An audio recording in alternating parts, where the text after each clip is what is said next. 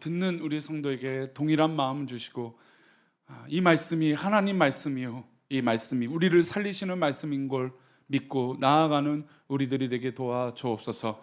지켜주실 것을 믿사오며 예수님의 이름으로 기도 올리옵나이다. 아멘. 이번 주부터 이제 믿음에 대해서 좀 이야기를 하려고 합니다. 물론 우리가 이전에도 제가 부임해서 믿음에 대해서 얘기를 잠깐 한 적도 있지만 또 다른 관점으로 우리 믿음을 회복하고 정립할 필요가 좀 있겠다 싶어서 믿음에 관한 이야기들을 좀 해보고자 합니다. 물론 우리 주일 예배에 나오신 분들은 적어도 그래도 조금은 믿음이 있기에 이 자리에 있는 줄 믿습니다. 아멘. 왜 믿음이 없으십니까? 믿음이 있으니까 우리가 이 자리에 앉아 있죠. 그렇죠? 근데 믿음은 눈에 보이지 않는 겁니다. 그렇죠? 눈에 보이는 거라면 내 믿음 보여주세요. 우리 성도님들 믿음을 보여주세요 하면 믿음을 꺼내서 목사님 제 믿음은 요만큼 이렇게 있습니다. 탁탁탁 이렇게 보여주면 좋겠지만 믿음은 눈에 보이는 것이 아닙니다. 그래서 오해를 해요. 감정이라고 하는 이 감정과 생각은 오해를 만듭니다. 왜냐하면 내가 생각하는 믿음과 내가 생각하는 어떤 마음, 판단, 생각은 이만큼인데 남들이 볼 때는 요만큼일 수 있단 말이죠. 그래서 오해가 생겨요. 그 사람이 믿음이 있다 없다, 그렇죠? 감정 상태, 어떤 그런 행동의 판단이 아니라 어떤 그런 믿음에 보이지 않는 것들을 판단하기 때문이죠. 또 다양한 보이지 않는 감정이라든지 이런 것들을 보이지 않는 것에서 서로 판단하기 때문에 오해가 생기게 마련입니다. 지금 이렇게 우리 교회에서 보이는 이런 강대상, 보면대, 스피커, 피아노, TV, 의자, 옆에 있는 성도 이렇게는 다 보여요. 보이는 것이니까 이야기할 수 있어요. 그러나 보이지 않는 것을 우리가 어떻게 믿고 믿는다라고 말할 수 있느냐 이것이죠. 우리 그런 의미로 옆에 보이는 성도들을 한번 축복합시다. 축복합니다. 사랑합니다. 승리합시다. 건강하세요. 네. 그런데 우리가 옆에 있는 성도를 지금 이렇게 인사를 했지만 주중에 일주일은 거의 얼굴은 봅니까 안 봅니까? 거의 대부분은 얼굴을 보지 못합니다. 목사님 저도 우리 성도님 여기서 한 70%는 얼굴을 못 봐요. 한 60%? 새벽에도 금요일에도 한 20분 정도 나오니까 주중에 예배를 빼면은 거의 한 10분, 15분 정도 만날까 말까입니다. 그것도 이제 교회를 늘 오시는 분이야 보지만 오지 않으시거나 이제 멀리 떨어져 계시면 거의 볼 일이 없죠. 그러면 제가 한 가지 묻겠습니다. 얼굴을 보지 않는다고 해서 우리 성도가 아닐까요? 그건 아니죠. 또 분명히 보이는 것은 중요하지만 보이지 않는 이 관계를 없다라고 말할 수는 없다라는 것이죠. 사랑하는 우리 교회로 주님의 이름으로 모인 우리들이 주중에 보이지 않는다고 존재가 사라지는 것은 아닙니다. 문제는 뭐가 문제냐? 무관심인 게 문제인 것이죠. 관심이 없으면 옆에 있어도 있는 것 같지 않는 기분이 듭니다. 지난주 중에도 참 안타깝지만 장례식이 있었어요. 근데 참 우리 성도들이 우리 교회의 규모에 참 이렇게 따뜻한 마음들이 늘 있는 것 같아서 저는 참 또한 그것이 감사하고, 또 장례를 치르셨던 분도 우리 사님도 참 감사하다. 떠나보낸 것은 아픔이 있지만 예배 전에도 그 얘기를 하시기를 참 저도 그래서 감사했다라고 하는 마음이 느낍니다. 근데 그거는 무관심해서 있을 수는 없죠. 관심이 있고 사랑이 있으니까 그렇습니다. 하나님을 믿는 우리가 단순히 하나님이시니까 믿는다면 그것은 어리석은 거죠. 물론 우리가 보이지 않는 하나님을 믿는 믿음은 어느 순간 어떻게 시작했는지 잘 모를 수도 있어요. 물론 저는 교회를 맨 처음 다녔을 때가 저희 집 그 4층에 상가 건물 4층에 교회가 있었기 때문에 자연스럽게 교회를 갔습니다. 그 기억이 나요. 근데 왜 내가 예수를 믿었는지, 어떻게 그런 과정인지 막 뚜렷하게 기억이 나지는 않습니다. 너무나 자연스럽게 인도하셨기 때문이에요. 그런데 따지고 들면 문제를 삼습니다. 당신이 어떻게 교회를 다녔고 어떻게 신앙생활을 하고 있는가? 라고 하는 질문이죠. 하나님을 믿는다고 하니까 그냥 믿습니다라고 말한다면 뭔가 이상한 공격을 받기도 합니다. 그리고 적어도 믿는다라고 하는, 상대방을 믿는다, 또 하나님을 믿는다라고 하면 이 믿는 것에 대해서 관계가 있어야 돼요. 하나님과의 관계가 아무것도 없는데 그냥 믿습니다 이럴 수는 없다라는 거죠. 그럼 맹신이죠. 하나님께서 맹신하는 것을 좋아하실까요? 맹목적으로 그냥 하나님 믿습니다, 그냥 아무 생각도 없어요. 아무런 관계성도 없어요. 근데 관계라는 건, 믿는다라는 건 친구를 사귀듯이 관계가 있어야 돼요. 즉 하나님과 우리의 관계에서도 무엇이 통해야 되냐면 인격과 인격이 통해야 돼요. 하나님의 인격, 우리의 인격이 뭔가 통하는 결집점이 있어야 믿는다라는 거죠. 아니, 우리는 그런 존재예요. 우리 주변에 제가 예전에 그런 이야기도 많이 했지만 사기를 치는 사람들 잘해준다죠. 요즘 그런 폰지 사기인가 하는 사람, 뭔 사기냐면요, 이제 대놓고 사기가 어려우니까 어떻게 하냐면 뭐 얼마를 투자하면 이자를 얼만큼 주겠다는 거예요. 근데 이자가 은행보다도 몇 배가 많아요. 근데 믿지 않았죠. 그러니까 조금만 투자를 하는 거예요. 그럼 그 사기꾼이 어떻게 할까요? 이자를 줍니다. 그럼 사람이 어떻게 될까요? 욕심이 생기기 시작해요. 또 뭐예요? 믿기 시작해요. 이 사람 진짜 그렇게 돈을 주네? 그래갖고 원래 뭐 한 100만 원 했는데 그게 갑자기 1000만 원 되고 1000만 원에 또 이자가 또 엄청 주는 거예요. 그럼 얼마나 하면 될까요? 뭐 집을 담보 잡고 다 해서 합니다. 결국 어떻게 될까요? 사기꾼은 그 타이밍까지 기다리고 있는 거예요. 덫을 놓고 우리를 속이는 사람도 우리랑 관계성이 딱 있다면 사람은 어떻게 해요? 믿어요. 그러니까 우리 인간은 뭔가 관계성이 없으면 믿지 않습니다. 의심하게 돼요. 당연해요. 아니, 우리가 무슨 일부러 사기를 당하려고 난 호구입니다 이런 사람 없잖아요. 없잖아요. 안 속고 우리는 의심하려고 해요. 아마 여기서도 아직도 저에 대해서 의심하는 분이 있을지 모르겠습니다. 그래서 인수 목사가 사기꾼 아닌가? 이렇게 많이 웃으시죠?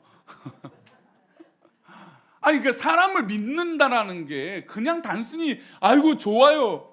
물론 우리는 첫 인상에 많이 꽂히게 됩니다. 그래서 우리가 때로는 장애인에 대한 편견이 있기도 하고 또 여러 가지 아픔을 갖고 있는 사람에 대한 편견을 갖게 돼요. 그러면 그런 편견은 왜요? 첫 인상이 그만큼 중요하기 때문이에요. 근데 반대로 속이려고 하는 사람들은 우리에게 첫 인상에 나쁘게 접근할까요? 한 사람도 그렇게 하지 않습니다.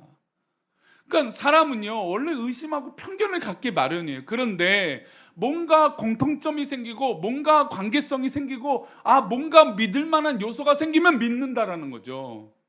왜 그럴까? 바로 인격과 인격이 만나기 때문이에요. 사람과 사람이 만나는 그런 관계성이 있기 때문에 믿어지는 거예요. 그러면 하나님을 믿는 믿음에서 하나님은 그냥 붕 떠 있는 아무것도 알 수 없는 그런 존재입니까? 아니죠. 하나님은 우리에게 인격적이다. 또 우리 인간을 하나님의 형상대로 만드셨다라고 하는 이 관계성이 있어요. 근데 이 관계성을 우리가 느끼고 믿어질 때 믿어진다는 것이죠. 그러면 묻겠습니다. 믿음은 우연으로 생겨난 걸까요? 저는 오늘 그 얘기를 시작으로 하고 싶어요.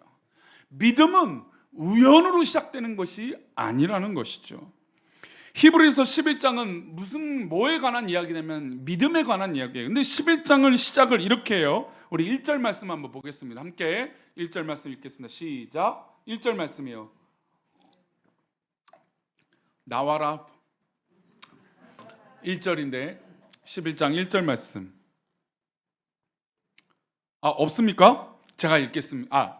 나옵니다. 읽겠습니다. 시작. 믿음은 바라는 것들의 실상이요 보이지 않는 것들의 증거니. 믿음은 바라는 것들의 뭐라고 얘기했습니까? 실상, 그러니까 실제라는 거예요.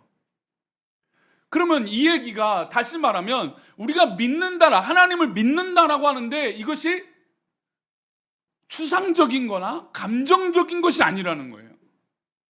여기는 우리가 남성이 있고 여성이 있습니다. 여성은 아무래도 좀 감성적이다고 얘기를 해요. 그런데 그 감성적인 것도 뭔가 느낌이 와야 감성적이어야 돼요. 아닌가요? 우리 여성도님들 물어볼게요. 우리 남편이 있는 분들한테 물어볼게요. 남편을 만났을 때, 결혼하고 했을 때 아무런 느낌이 없이 그냥 그렇게 해서 만납니까? 아니에요. 지금은 원수라고 말할지 모르겠지만 그때는 그래도 뭔가 꽂히는 게 있어요. 아, 믿을 만한 게 있다. 그러니까 평생 같이 살죠. 아닌가요? 믿을 만한 게 있었으니까 그렇죠. 그게 감정이잖아요. 믿을 만한 거. 근데 반대로 남자들은 뭐예요? 첫 번째도 예쁘고 두 번째도 예쁘고 세 번째도 예쁜 게 결혼 대상자이긴 하지만, 근데 남자들은 의외로 또 냉혹할 때가 있어요. 이성적이라는 거죠. 철저하게 절대 요만큼도 양보를 안 할 때가 있어요. 실제죠. 지금 제 얘기는 무슨 얘기냐면, 지금 감정적인 분도 있고 이성적인 분도 있어요. 물론 여성분들 중에서도 이성적인 분이 있고 남성분들 중에서도 굉장히 감성적인 분도 있을 수도 있어요.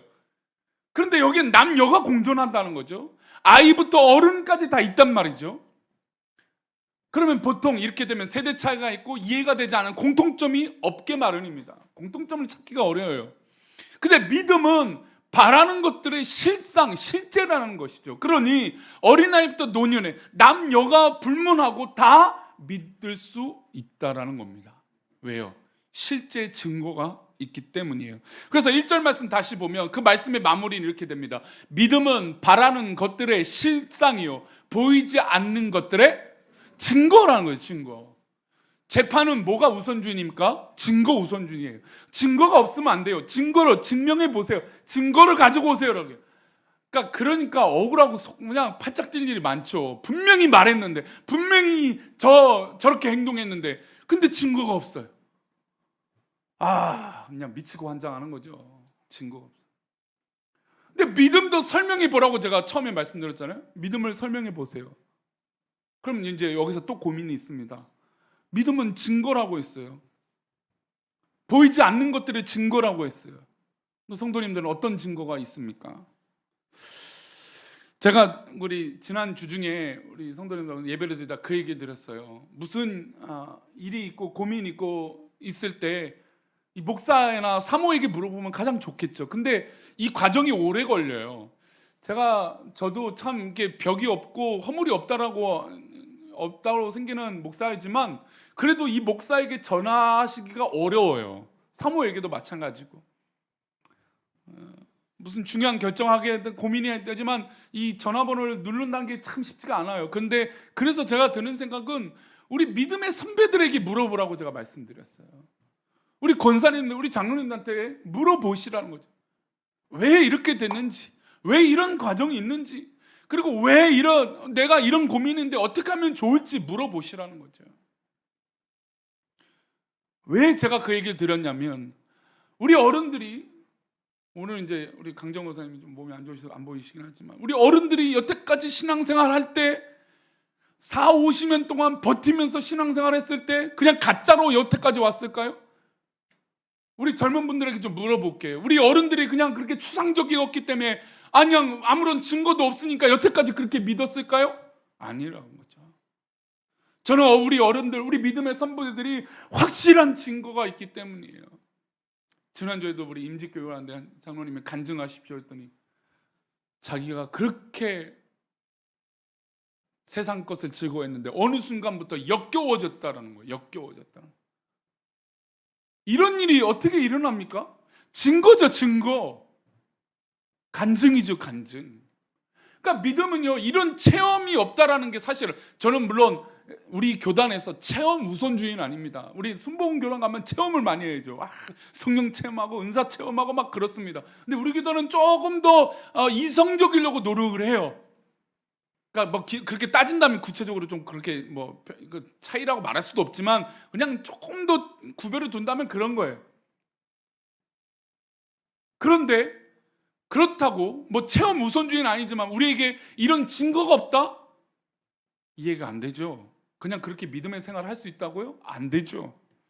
우린 그렇게 부족한 사람이 아닙니다. 조금 노골적으로 하면 우리가 그렇게 들떨어진 사람들이 아니에요. 우리에게 증거가 있으니까 믿는 것이죠. 보이지 않아도 흐릿해 보이지만 진짜 믿음의 증거가 있고 하나님 앞에 증거를 받고 말하는 것이 바로 우리의 말이에요. 우리 신앙의 고백이에요. 우리의 믿음의 선배들이 그걸 받았기 때문에 선배들에게 물어보라는 것이에요. 그래서 히브리서 11장은 믿음의 선조들이 나와요. 우리 2절 말씀 읽어보겠습니다. 시작. 선진들이 이로써 증거를 얻은.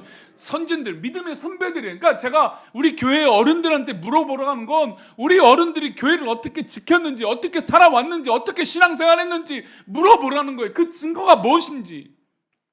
우리 성도님들이 고민이 있고 무슨 판단이 있을 때 물어보라는 거예요. 왜요? 우리 이제 오늘 우리 서인성 목사님 아버님이 이제 소천을 하셨고 좀 안타까움이 있지만 이제 자세한 얘기는 제가 늘 아니까. 근데 조금 달라요. 아버님이 목사님이신데 목사님이시라 저는 조금 안타깝지만 그 죽음이 좀 아쉽기도 하고 그래요. 근데 이분이 이미 항암 치료하면서 죽음을 준비하고 계셨어요. 쉽지 않죠. 누가 그 죽음을 어떻게 무슨 수로 준비합니까? 우리 성도님 여기서 죽음을 준비하신 분이 있습니까? 없죠. 물론 담대하게 받아들이지만 담담하게 받아들이고 우리 성도님 중에서도 그렇게 기도하신 분이 있지만 그러나 그래도 열심히 치료받고 열심히 삶을 또 영위해 보려고 노력들을 해요. 그렇죠. 그것도 증거죠. 근데 이분은 또 목사님이셔서 그런지 모르겠지만 자신의 삶을 준비하세요. 그리고 가족들 다 며칠 전부터 오라, 친척들 와라, 예배를 드려달라. 그래서 저는 우리 항암 치료하시면 우리 권사님, 지사님도 있고 장로님도 계셨지만 그래도 더 버티고 이겨내시는 걸 봐서 그래도 1년은 더 사시겠지, 6개월은 더 사시겠지 했는데 이미 모르겠어요. 이건 뭐 제 생각이긴 하지만 이미 하나님 앞에 부르심을 그냥 적극적으로 받아들이셔서 오늘 소천을 하셨어요. 물론 그 반대로 삶을 어떻게든 이긴다라는 것에도 문제가 없습니다. 그러니까 제가 말씀드린 건 뭐냐면 그렇게 하나님 앞에 묻는 작업들이 있다라는 거예요. 내가 하나님 주어진 삶을 열심히 치료하고 열심히 살아가겠습니다. 그분도 증거고 또 이렇게 목사님처럼 자신의 삶을 마무리하겠습니다라고 하는 고백도 뭐예요? 실패가 아니라는 거예요. 그분도 증거죠. 그러니 삶을 살아왔던 유수한 세월들을 무시하지 말라는 것이죠. 그 신앙의 삶이 바로 증거이기 때문이에요. 하나님 주신 은혜로 하나님과 인격 대 인격으로 만나고 믿음과 믿음으로 만났을 때 놀라운 은혜를 경험하는 거예요. 우리 3절은 그래서 이렇게 말합니다. 3절 말씀입니다. 읽겠습니다. 시작. 믿음으로 모든 세계가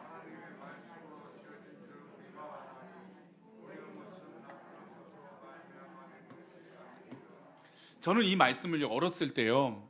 그래, 믿음으로 세계가 지어진 걸 내가 믿었다, 알았다. 그러니까 믿음이라고 하는 단어가 굉장히 강조가 되어 있으니까 11절. 그러니까 믿음으로 세계가 지어졌다. 그래, 맞아. 이렇게 이해를 했어요. 근데 세상을 살다 보니까 또 공부를 하다 보니까 세상 사람들이 말하는 것들이 들리기 시작해요. 야, 무슨 하나님이 세상을 천지 창조해? 말이 돼? 우리는 빅뱅이 일어나서 폭발이 일어나서 진화의 과정을 통해서 이렇게 해서 수억 년 동안 온 거야. 그걸 이제 학교에서 가르치는 거예요. 또 보고 진화론. 근데 성도님들 묻고 싶은 게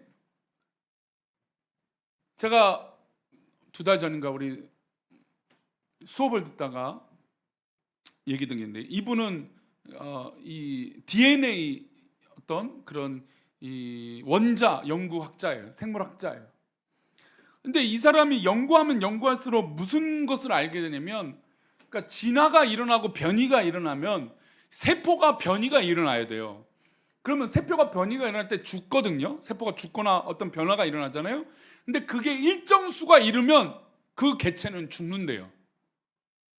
그러니까 예를 들어서 인간이 막 변화를 한다고 치면 코 세포가 변화됐어요. 이 정도는 괜찮아요. 이 정도 한계선이 있어요. 근데 만약에 입이 막히는 그럴 일은 없겠지만 변이는 긍정적으로 좋은 것으로 근데 퇴화하기도 하거든요. 그게 이제 진화니까. 그러니까 발전하는 것도 진화지만 퇴화하는 것도 진화거든요. 그러면 우리가 어느 순간에 우리 몸에서 뭔가 쓸모없는 것들이 없어지거나 뭐 그러겠죠. 아니면 또 발전해 나가야겠죠. 그런데 그렇게 될 때 세포, DNA가 담겨 있는 그 세포가 일정 수가 죽으면 그 생명체는 어떻게 된다? 죽는다는 거예요. 그러니까 지금 유전학적으로 생명이 진화해서 다른 개체로 바뀐다는 건 말이 안 된다는 거예요. 왜요? 과학적으로 증명된 거라는 거죠. 그 세포가 변화를 일으켜서 다른 종이 된다? 그러면 기존의 세포가 죽는 거기 때문에 그 존재는 죽는다라는 거예요. 그게 진짜 과학이라는 거죠. 저는 말씀 한번 다시 보세요. 믿음으로 모든 세계가 하나님 말씀으로 지은 줄을 아나님. 아 그래 그냥 천지창조는 하나님 말씀으로 됐어. 근데 과학자들이 볼 때는 야 무슨 하나님 말씀으로 세상이 지어졌어. 말도 안 돼. 그래서 저는 믿음이 이거를 믿는 게 믿음이구나 라고 생각했어요. 근데 그게 아니에요. 보이는 것은 나타난 것으로 말미암아 된 것이. 그러니까 이렇게 보이는 것은 나타난 뭔가 주체가 있기 때문에 보여진 것이에요. 우리 인간은 하나님이 창조하셨기 때문에 보여진 것이고, 동물을 하나님께서 각양각색으로 만들어 주셨기 때문에 동물이 있는 것이에요. 보이는 것은 나타난 것이에요. 그러면 즉 반대로 보이지 않는 것은 아니라는 거예요. 그럼 믿음은 지금 증명하고 있고 강조하는 건 뭘까요? 보이는 것이라는 거예요. 믿음은. 우리가 생각할 때 믿음은 보이지 않는 것이고 추상적이다. 아니라는 것이죠. 믿음은 실제고, 믿음은 경험이고, 믿음은 체험이고, 믿음은 보이는 것이에요. 그러니 우리 성도님들이 위기가 왔을 때, 어려움 왔을 때, 누군가 툭 옆구리를 찔렀을 때 하는 반응이 있는 건 믿음의 증거가 있을 때 반응할 수 있는 것이에요. 내가 어려움이 있어요. 고통이 있어요. 그러면 그때 하나님 내가 여기 있습니다라고 말할 수 있는 그런 신앙의 증거가 우리들 가운데 있어야 된다는 것이죠. 믿음이 자라고 하나님을 만나고 하나님과 인격 대 인격으로 서게 되면 하나님께서 이 세상 모든 것들을 창조하신 것을 깨닫게 돼요. 하나님께서 이렇게 만들어 주셨구나. 저는 우리나라가 참 극적이지 않아요? 이런 사계절이 있고, 물론 요즘은 좀 동남아와 조금 더 가까워졌지만, 그러나 우리나라처럼 이렇게 사계절이 뚜렷하고, 세계를 뭐 가보시면 알겠지만 사계절을 받아들이지 못하는 사람들이 굉장히 많아요. 의외로 굉장히 많아요. 그러니까 우리나라는 참 이 봄, 여름, 가을, 겨울이 지금 이제 무더운 여름이지만, 근데 또 갈 데가 또 많아요. 그러니까 우리나라가 왜 갈 데가 많은지 아세요?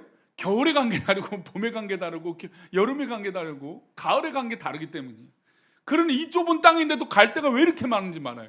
우리 제주도 좋아하시는 분들, 뭐 제주도는 갈 게가 요즘 제주도가 요즘은 이 동남아시아 여행 가는 것보다 비싸다고 하지만, 제주도 가면 왜 좋아요?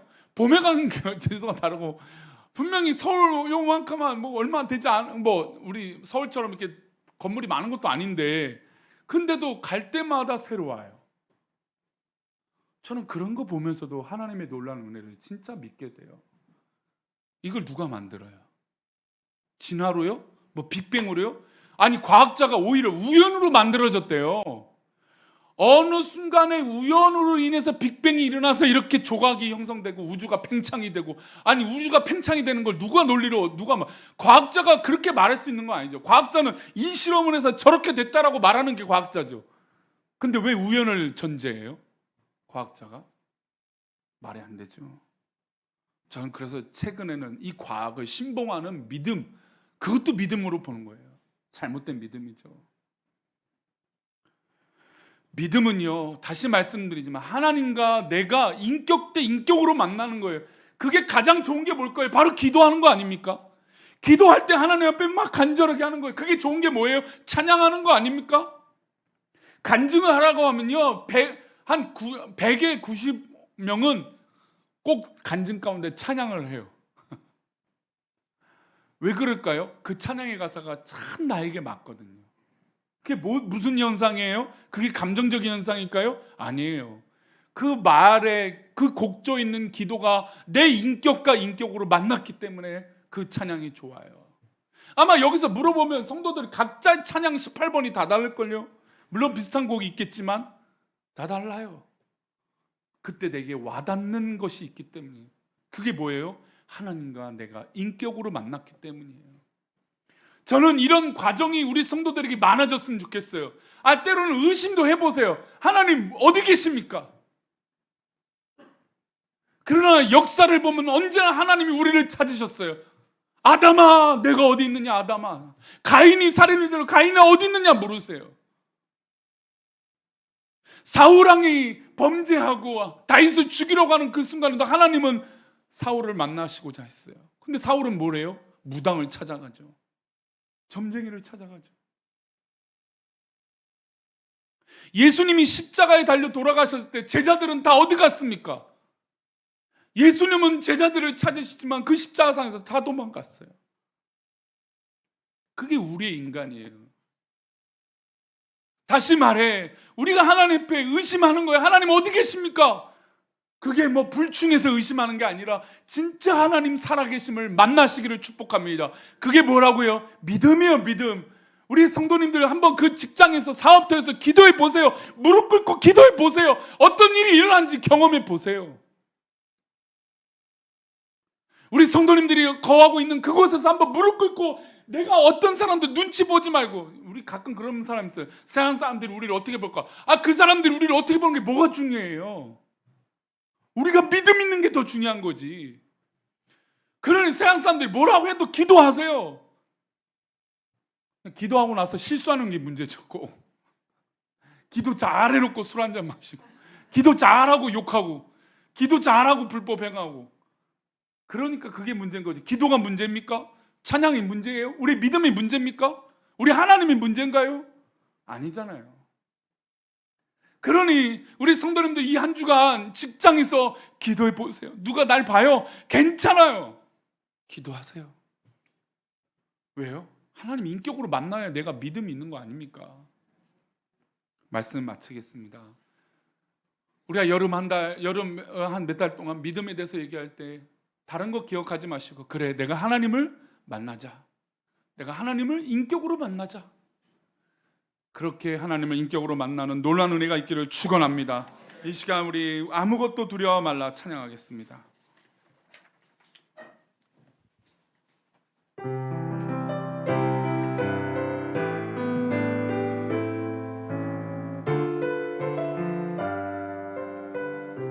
아무것도 두려워 말라.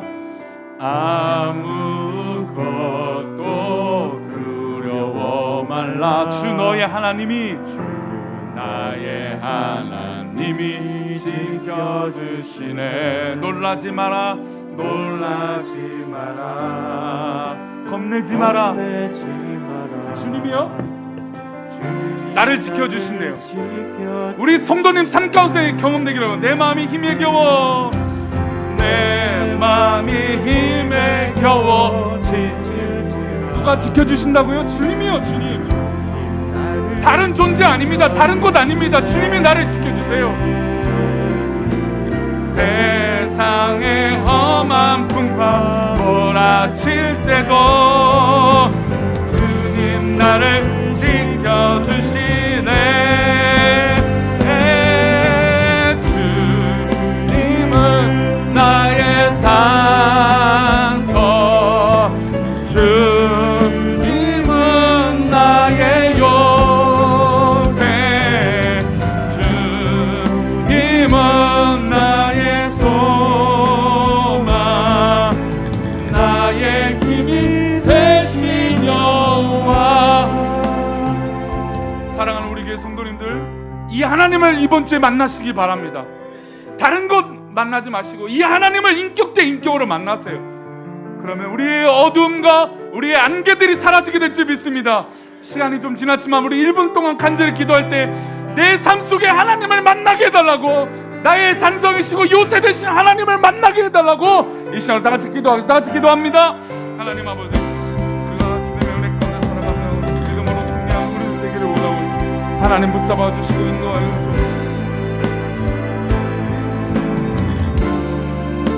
아버지. 하나님께서 하나님의 성령을 받는 사람은 우리 모두가 되게 도와주시고 아버지 은혜를 베풀어 주옵소서. 오 주님 역사여 주옵소서. 하나님께서 크신 계획으로 아버지 잡아주옵시고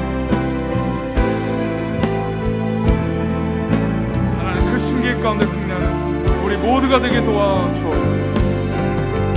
우리 주님을 만나게 해 주옵소서. 그 믿음으로 살아가게 하여 주옵소서.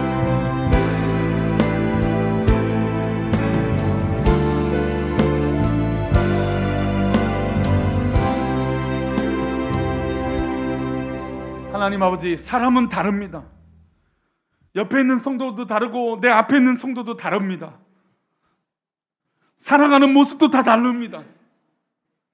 그러나 우리가 믿는 하나님은 동일하시고 여기 계시는 줄 믿사오니 우리 삶 속에 하나님을 만나게 해주시고 하나님을 인격 대 인격으로 만나 내 삶이 더욱더 하나님 앞에 붙들린 신앙의 삶이 되게 해주옵소서.